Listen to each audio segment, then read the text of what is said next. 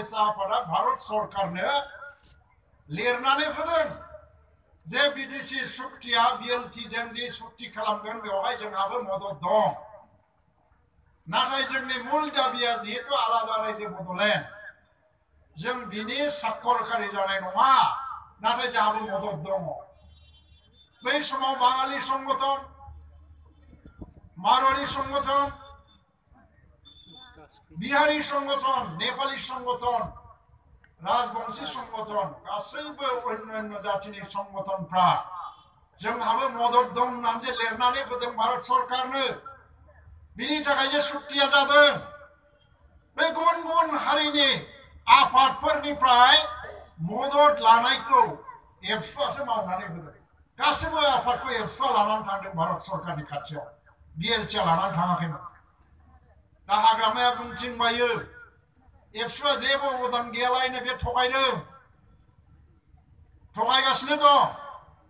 खारन दिनैबो आङो गोसो जायोबा फट' देखायनो हायो जै दिनखालि बिएलटि सुक्ति जादोंमोन भारतनि हम मिनिस्ट्रिनि अफिसाव मोनसे रुमाव बे समाव बै समनि एबसुनि आफादगिरि रबिराम नार्जारियाबो दंमोन आंबो दंमोन आरो बै समनि गुबुन गुबुन आफादफोरनि जे कोअर्डिनेशन कमिटि सिसिबिएमनि दैदेनगिरिफ्रा दंजोबोमोन बेखौ मानो थगायदों बेलाय सुक्ति जाग्रोमोना जेब्लानाखि जोंनि ओनसोलाव गिदिंफैनानै रायजोफोरनि सिगाङाव स्पिच होयो होमबाबो एबसुनि नेताफोरखौ सिगाङाव बसाय जों गोजायै सुक्ति खालामनो हानाय नङामोन एबसुनि बर' थुनलाइ आफादनि इउजि ब्रह्म आं राज्य सभानि एमपि बिसोर नङामोनबा सुक्ति जानाय नङामोन होननानैबो जोंखौ बाख्नायबोदों बिनि रेकर्डआबो जोंनाव दङ जों मदद होदों बेनो 5 बोसोर 6 बोसोर हाथियारनि आन्दोलन खालामनानै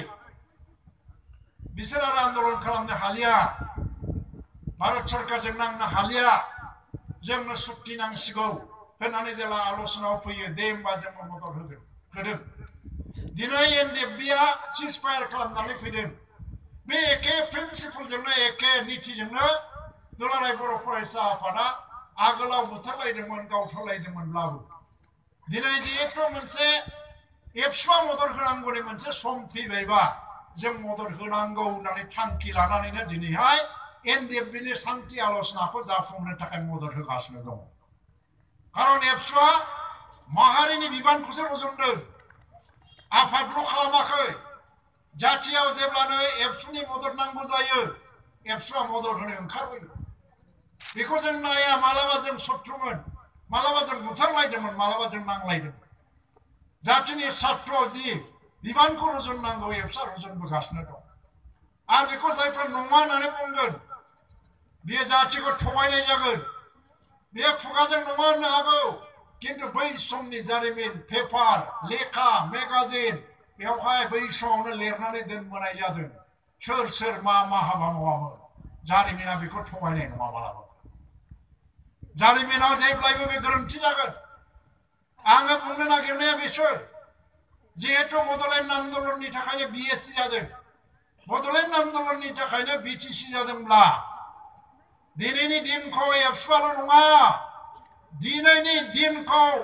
बिटिसि आरो हाग्रामा महिलारियाबो फालिनांगौमोन दिनैहाय बड'लेण्ड आन्दोलनखौ फालियाखै बाव फैनानै खोनाफैदों नोंथांमोननि मन्थ्रियालायनो खाथि माबा खुन्दुं रानगासिनो दं जाहैदों समबायनि माइरं रानगासिनो दं जाहैबाय रायजो राजाखौ बुंदों एबसुनि माबायाव थांनो नाङा दिनैनियाथ' राजनितिनि केम्पेइनथ' नङा इलेक्सननि बाथ्राथ' बुंनो फैयाखै जारिमिननि सानखौसो जों फालिदों अरुणाचला दिनै अरुणाचल डे फालियो दिनै झारखन्डआ झारखन्ड डे फालियो आरो मणिपुरा मणिपुर डे फालियो नागालेण्डआ नागालेण्ड डे फालियो आरो बिसोरो गावसोर आन्दोलन खालामजेननाय दिनखौबो फालियो दिनै हाग्रामा महिलारिया एबसुजों लोगो नाङाब्लाबो गाव हारसिङैनो बिटिसि अफिसाव बड'लेण्ड डेखौ फालिनो गोनांथि दङमोन नाथाय बे फालियाखै मा खालामदों गावनि जन्म दिबसआव 30 केजि अजननि केक हाबाय थादोंनो दा गावहा जन्मदिन जायो 30 केजि अजननि केकनो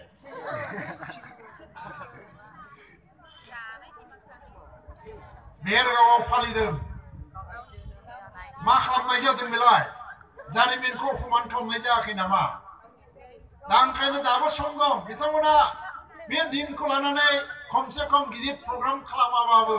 पार्टी अफिसाव थानानै बे दिनखौ गोसोखांनायसाय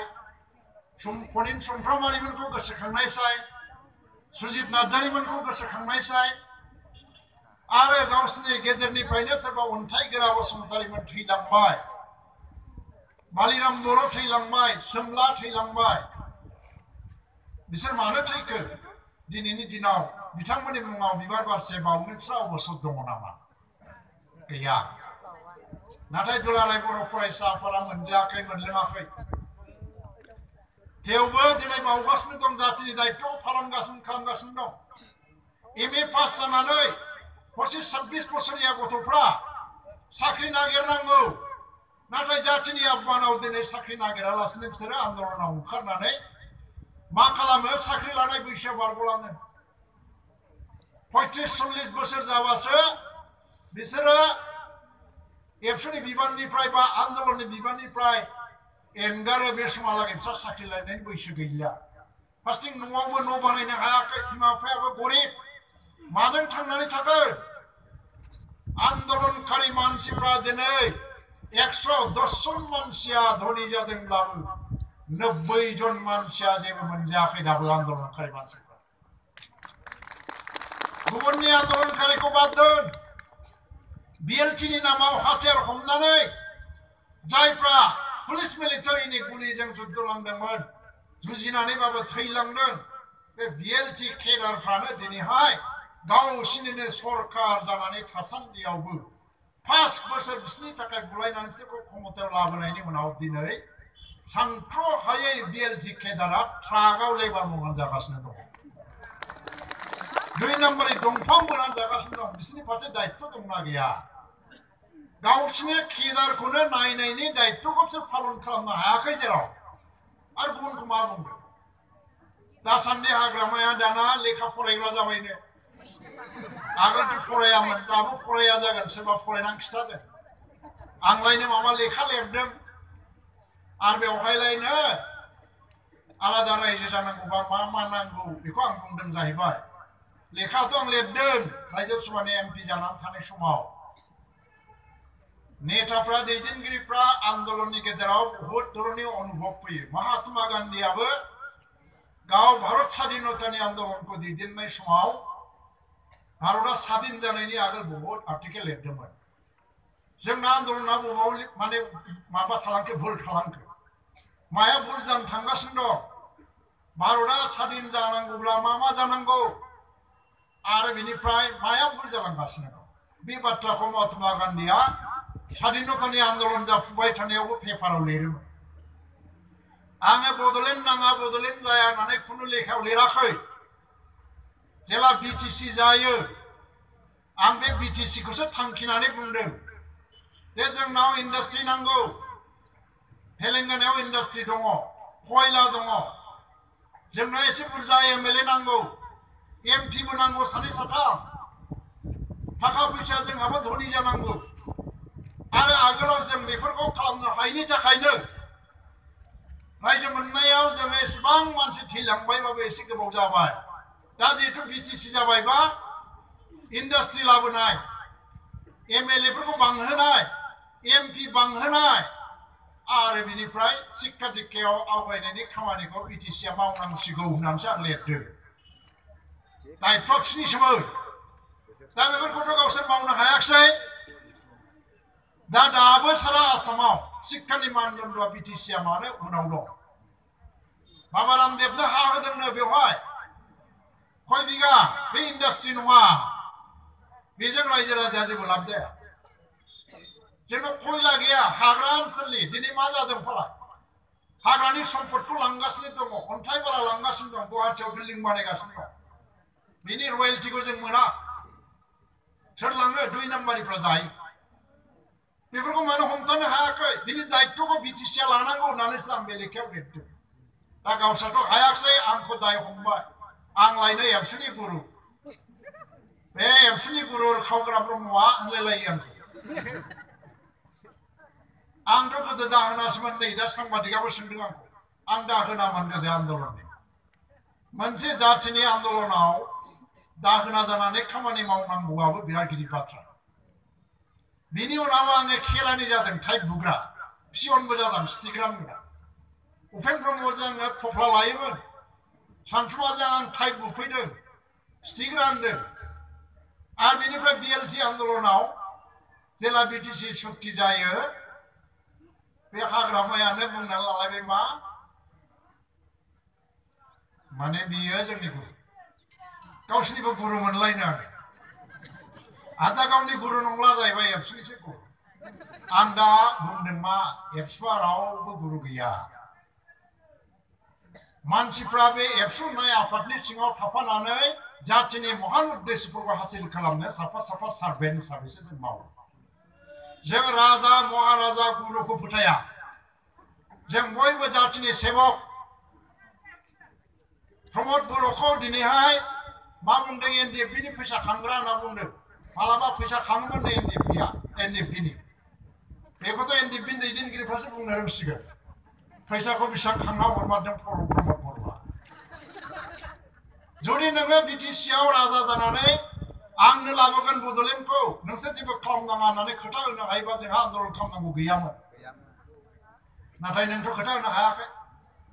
बरन्स दिनै नोङो मानसिफोरखौ बेबायदिनो अपदस्थ खालाम सेस खालामनो नागिरदों नाथाय मोनसे खोथा गोसोखांनायसै रायजोफोर गाज्रि मानसिनि थाखाय सासे गाज्रि मानसिया समाजाव गाज्रि होननानै सानजानाय मानसिया बे मानसिया जुदि सोरखौबा गाज्रि होननानै बुंदोंब्ला बे समाजनि थाखाय मोजाङानो जायो नङा होमबा मोजां मानसिया जुदि मोजां होनदोंबा मोजां जायो गाज्रि मानसिया मोजां होनदोंबाथ' बे मोजां जाग्रायाबो गाज्रिसो जागोन दा जों जातिनि थाखाय मावनो ओंखारदों आंहालाय मा दंमोन मा गैयामोन बिसोरबादि राजनिति खालामनांगौबालाय दा जों बयबो हायो दा ओंखायनो रायजोफोर गोसोआव दिनै गोदानै मोनसे थांखि लानायनि सम फैदों इलेक्सनबो फैगौ जुदिও बुंनो गोसो गैयाब्लाबो इलेक्सननि खोथाखौबो नों बुंनांगौ जाहैबाय जोङो इलेक्सन गेलेनो गोसो गैयामोन साप'ज नाथाय जोंनिफ्राय देरहालांनाय मानसिफ्रा आन्दलनखौ हेंथा खालामो जों भट होगोन जोंनि भटजों देरहालांनाय मानसिया आन्दलनखौ हेंथा खालामो होमबालाय जों मालायखौ देरहास्लाय आन्दलननि थाखायनो बाथ्रा बुंहैगोन मानसिखौ देरहाहोनांगौआ जोंनिसो कर्तब्य नङा होमबा नङाबाथ' थांखिया जाफुंनाय नङा ओंखायनो थांखि लानांगोन रायजोफोर एबार खनसेबाबो बड'लेण्डनि नामावनो भट होनांगौ आरो गांसेबो हेर फेर गोदाव सोराव जानायनि बाथ्रा गैलिया दिनै 6टा जनगोष्ठीखौ ट्राइबेल खालामनायनि बेलायाव दाखालि रायजोफोरखौ थोजासे थगायबाय बियो गावलायनो बुंदों बर्तमान ट्राइबेलफोरनि अधिकारा खुनु नस्थ जानो मोना होनदोंलायनो भारत सरकारनाव टिभिआव बुंबाय बेनिफ्राय जों नंमारगौ नामा नंनानै बिनिफ्राय एनअसि हरनाय कपिखौ बरननानै नायबा एनअसिआव बिदि सोदोब गैया एनअसिआव मा लिरदों बिसोरखौ ट्राइबेल खालामनांगौ सिदासिदा जोंनि ट्राइबेलफोरनि अधिकारखौ माबा खालामनांगौनि खोथा गैया माने सुरक्षित खालामनांगौबा जोंना खस्थ खथि जानो मोना होननाय बाथ्रा फंसेबो गैया बा सोरखौ थगायखो एबसुआलायनो एनअसि हरदों नंगौ बै समाव गुबुन गुबुन हारिनि मदद बिनानै रोंगोरा नार्जारिल' नङा